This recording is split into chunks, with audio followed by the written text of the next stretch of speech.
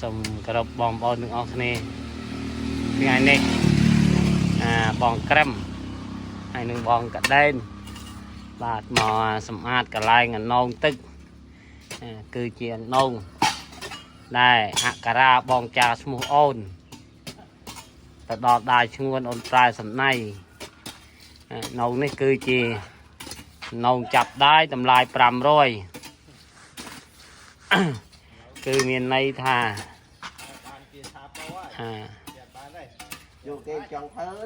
កាលនោះបានជីតាហ្នឹងកាត់បានម្ដងនងទឹកហ្នឹងនេះដល់ហើយស្រួលបួលក៏បានជួបលោកយាយម្នាក់កាត់នៅក្នុងភូមិដែរហើយកាត់ក៏បានលួចស្រឡាញ់តាហ្នឹងកាត់បានលួចស្រឡាញ់លោកយាយហ្នឹងដល់ហើយស្រួលបួលអញ្ចឹងលោកយាយក៏រែកទឹកនៅហ្នឹងចាយដនអីបានជួបតាដល់ពេលតាកាត់បានជ្រុលជ្រុះយោងពីយើយហ្នឹងយកទៅដងទឹកឲ្យកាត់បានជ្រុលជ្រុះប៉ះពើនដៃរបស់យើយហ្នឹងហើយយាយហ្នឹងកាត់ក៏អន់សម្ព័ន្ធចិត្តព្រោះអីប្រវត្តិពីដើមបើមិនទាន់បានចូលស្ដីដណ្ដឹងសួរទេគឺថាมันអាចប៉ះចាប់ដៃចាប់ជើងបានដែរហើយលោកយាយហ្នឹងក៏កាត់អន់សម្ព័ន្ធចិត្តទៅកាត់ក៏រែកធុងទឹកហ្នឹងទៅផ្ទះដល់ហើយរែកធុងទឹកហ្នឹងទៅផ្ទះកាត់ក៏ទៅប្រាប់ម្ដាយឪពុករបស់កាត់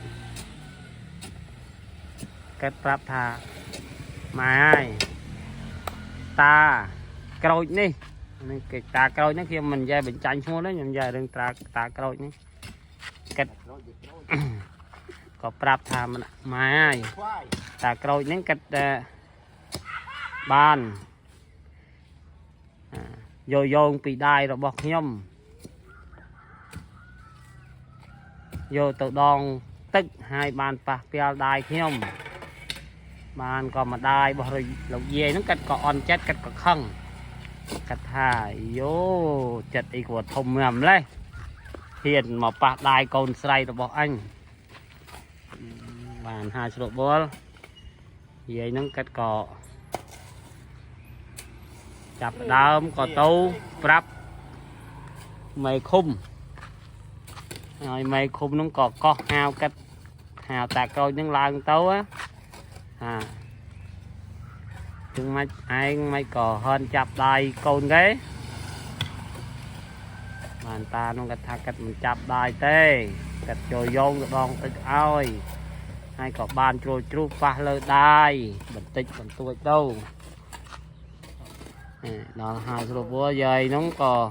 ម៉ែរបស់យាយនោះក៏កាត់មិនសុខចិត្តកាត់ថាត្រូវបង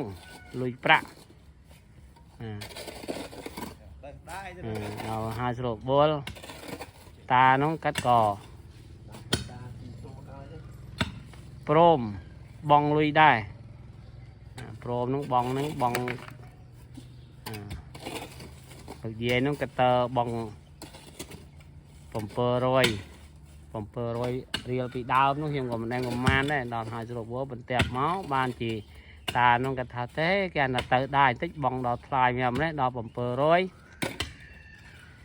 បាននិយាយទៅនិយាយមកឲ្យព្រមបង500ជាងហើយបានគេដាក់អណ្ដូងចាប់ដៃតម្លៃ500គឺនៅមានឈ្មោះហ្នឹងនៅហ្នឹងcònខ្ញុំទៅកសាងឡើងថ្មីថ្មោងនេះអីពីដើមហ្នឹងវាមាននៅចាប់ដៃតម្លៃ500មែនហើយក៏បន្តមកតានោះក៏ព្រមបង500ទៅក៏មានអនុសាវរីយ៍ដល់ចែកដល់កូនចៅ